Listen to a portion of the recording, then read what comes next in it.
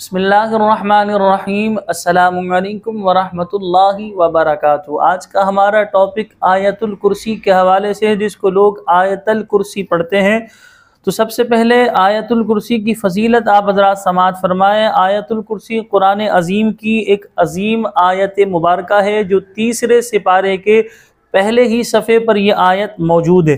اس آیت کو پڑھ کر بھی سناؤں گا، ترجمہ بھی بیان کروں گا، اور مختصر اس آیت کے فضائل بھی آپ سماعت فرما لیں۔ سب سے پہلے آیت الکرسی کے حوالے سے ایک فضیلت یہ ہے، جو سوتے وقت آیت الکرسی پڑھے تو صبح تک اللہ تعالی اس کی حفاظت فرمائے گا اور شیطان اس کے قریب نہ آئے گا۔ نمازوں کے بعد آیت الکرسی پڑھنے پر جنت کی بشارت ہے۔ رات کو سوتے وقت پڑھنے پر جو ہے اپنے اور پڑوسیوں کے گھروں کی حفاظت کی بشارت ہے۔ تو لہذا آیت الکرسی اسے یاد کیجئے اور اسے روزانہ رات کو سونے سے پہلے ایک مرتبہ پڑھ لیا کریں۔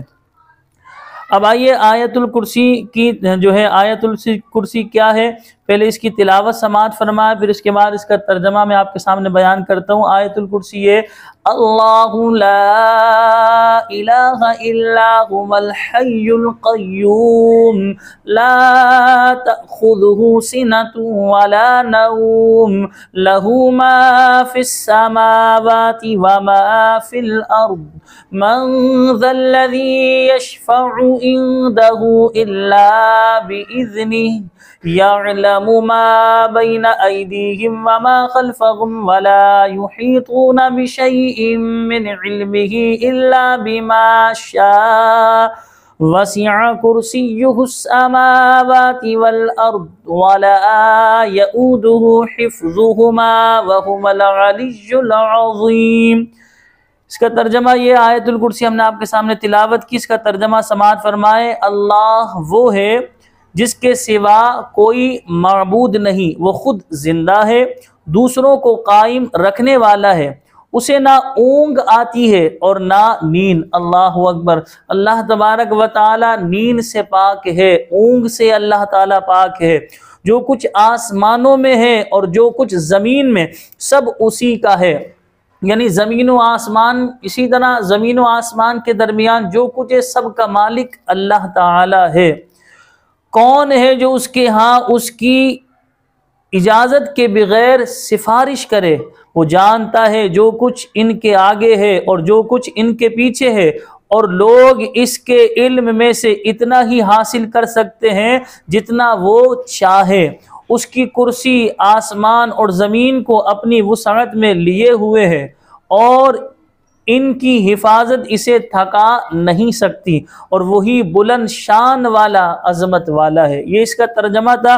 مختصر اس کی تفسیر سماعت فرمائے۔ اس آیت مبارکہ میں اللہ تعالیٰ کی الوہیت، یعنی اللہ تعالیٰ کی الوہیت کا بیان ہے، اسی طرح اللہ تعالیٰ کی توحید کا بیان ہے۔ اور اس آیت کا خلاصہ یہ ہے کہ اللہ تعالیٰ واجب الوجود اور عالم کو ایجاد کرنے اور تدبیر فرمانے والا ہے۔ اسے نہ نیند آتی ہے اور نہ اونگ، کیونکہ یہ چیزیں عیب ہیں اور اللہ تعالیٰ عیب سے منزہ ہے، اور اللہ تعالیٰ نقص و عیب سے پاک ہے۔ آسمانوں اور زمین میں موجود ہر چیز کا وہی مالک ہے، اور ساری کائنات میں اسی کا حکم چلتا ہے۔ تو جب سارا جہاں اس کی ملک ہے تو کون اس کا شریک ہو سکتا ہے؟ مشرکین یا تو ستاروں اور سورج کو پوجتے ہیں جو آسمانوں میں ہے، یا دریاؤں، پہاڑوں، پتھروں، درختوں، جانوروں اور جو ہے آگ وغیرہ کی پوجا کرتے ہیں۔ اور جو زمین میں ہے تو جب آسمان و زمین کی ہر چیز اللہ تعالیٰ کی ملک ہے تو یہ چیزیں کیسے پوجنے کے قابل ہو سکتی ہیں؟ اور مشرکین جو یہ گمان کرتے ہیں کہ بت شفاعت کریں گے، تو وہ جان لیں کہ کفار ان کے لیے کوئی شفاعت نہیں، یعنی نہ کفار کو شفاعت کا اذن ملے گا اور نہ کفار کسی کی شفاعت کریں گے۔ اللہ تعالیٰ کے حضور اجازت یافتگان حضرات کے سوا کوئی شفاعت نہیں کر سکتا۔ حضرات انبیاء علیہم السلام، ملائکہ، اولیاء اور مومنین، ان سب کو اللہ تبارک و تعالی جو ہے شفاعت کا اذن عطا فرمائے گا۔